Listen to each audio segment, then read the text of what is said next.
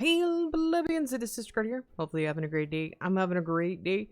We're back today in World 0 because they unleashed a new class. We're going to go over how to get it, how to play it, my recommendations for pets, gear, that type of thing. So let's do the normal video intro stuff. If you haven't already, please make sure you smash the love like button, and do the same thing with the subscribe button. I would greatly appreciate it. Helps me out a lot. Our beautiful pet of the day is Mr. Jester. Where does Wizard for Life store his dad jokes?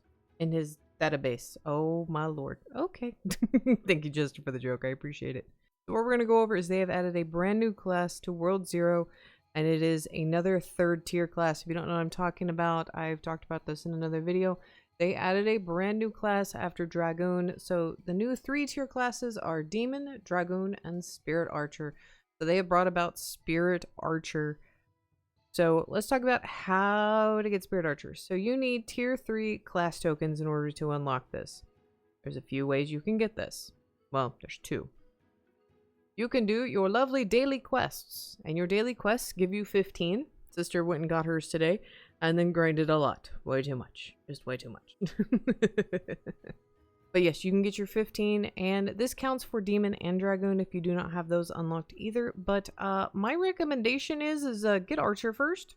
Just see why. Just see why. So how you're also able to get the lovely tier 3 class tokens is by defeating bosses. These are any of the bosses that occur in World 5 or World 6. This includes Tower 1 and Tower 2. So it does have to be something out of World 5 and World 6. This does also include their dungeon counterparts.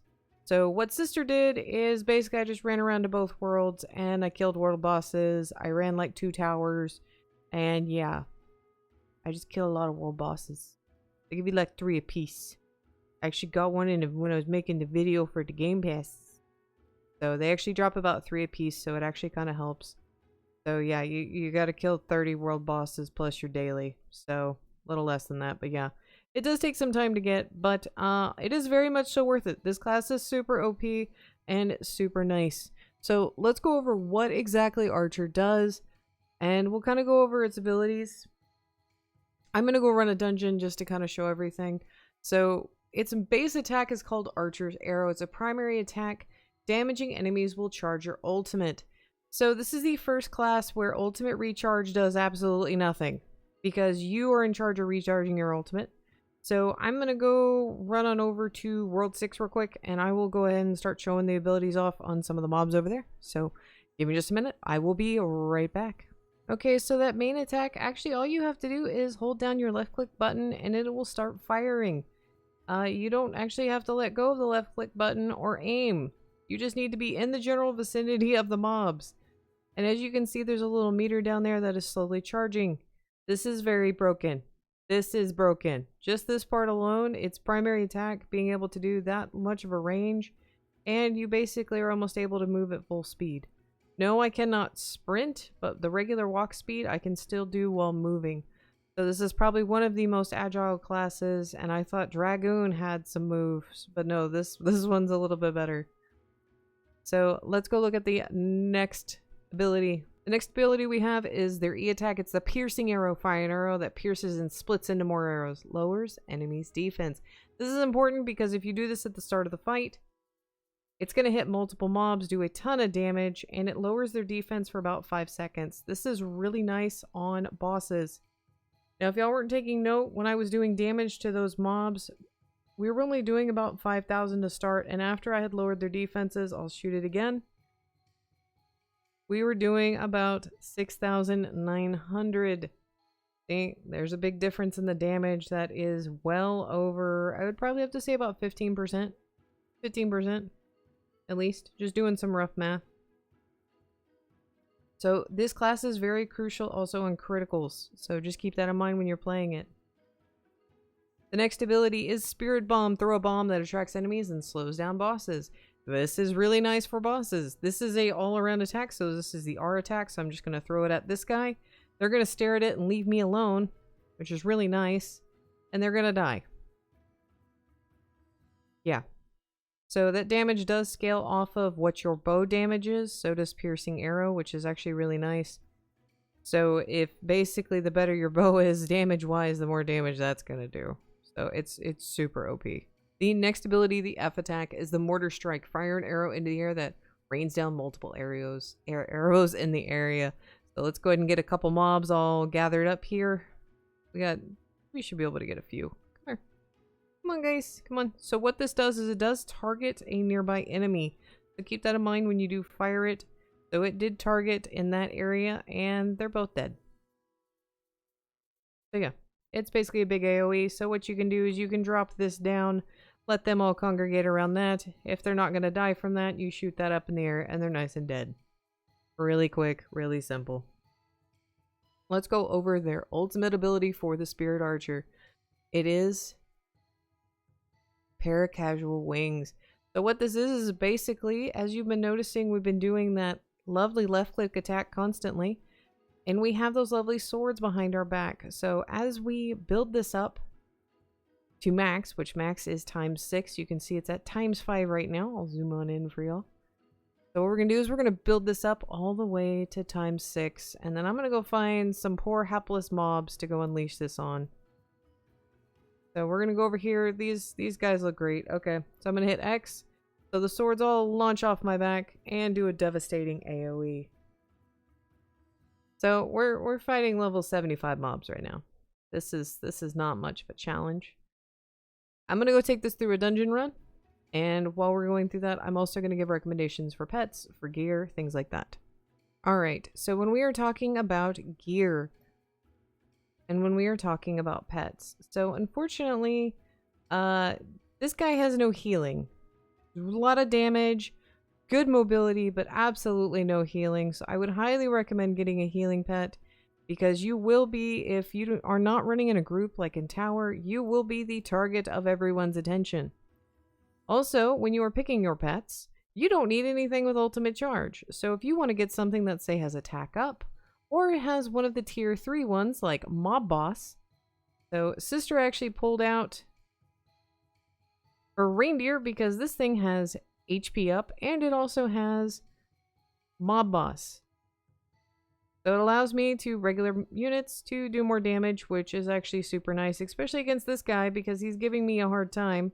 Not that I appreciate it. There we go. Easy peasy. I did take a little bit of damage, but I'm not too worried about it. This class is super mobile. One thing I really like about it, it does allow you to quickly move around. Would it be preferred for me to get a squid? More than likely, yes, but this reindeer has some really nice perks on it, and it still has a healing ability, so nothing I can complain about. What I really like is the fact that I can be running away from the mobs and still do damage. I would always say if you are running this class, make sure you are leading with Piercing Arrow and then dropping the lovely little taunting orb for them. And they pretty much won't be coming after you at all. And I can sit there and basically farm up to get my ultimate ready before we're even at the boss.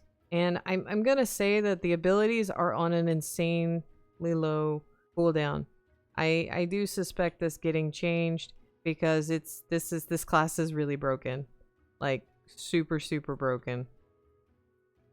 Like how fast I'm able to clear this is just nuts.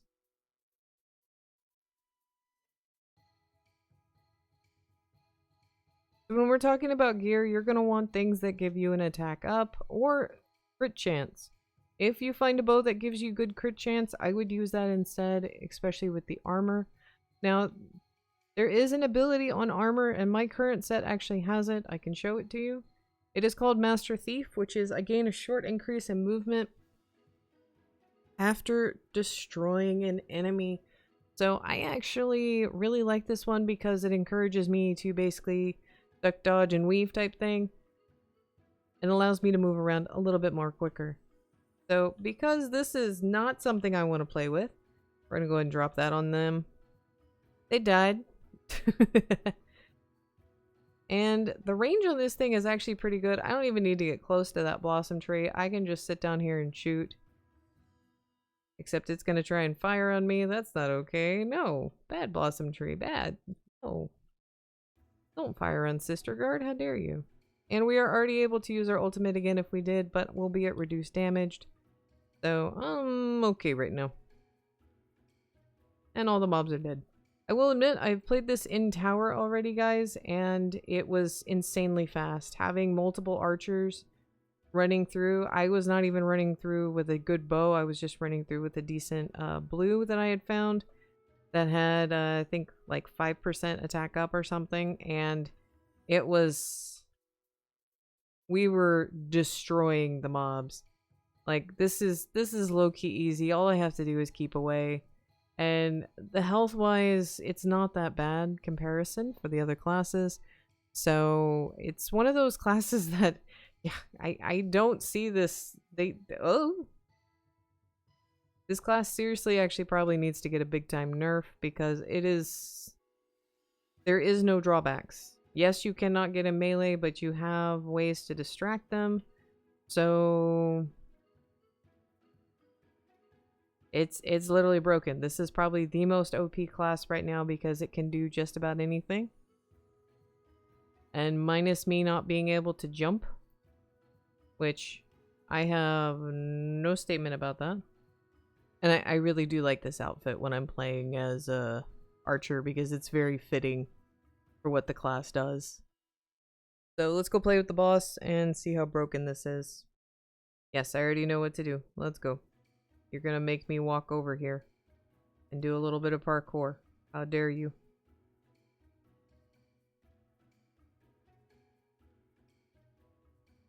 How dare you?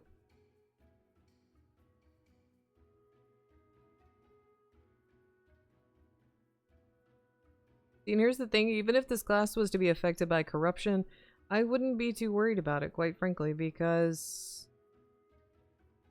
yeah, see, I can still shoot my general attack. I actually probably could be charging my ultimate.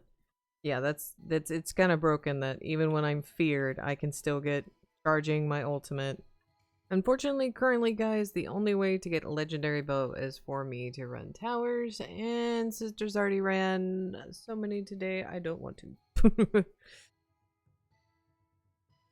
But if you're just looking to get bows, you can do any of the... I think Dungeon 5 and Dungeon 6 will both give you bows. So, guys, hopefully this guy was helpful in order to get Archer, the lovely Spirit Archer class. And if you already have it, teaching you how to play it, kind of how to utilize it. Always making sure you're using that E attack first, constantly building up your ultimate. That'll help you out a tremendous amount. Guys, as always, thank you for making it to this part of the video. I greatly appreciate it, and I will see y'all next time. Bye!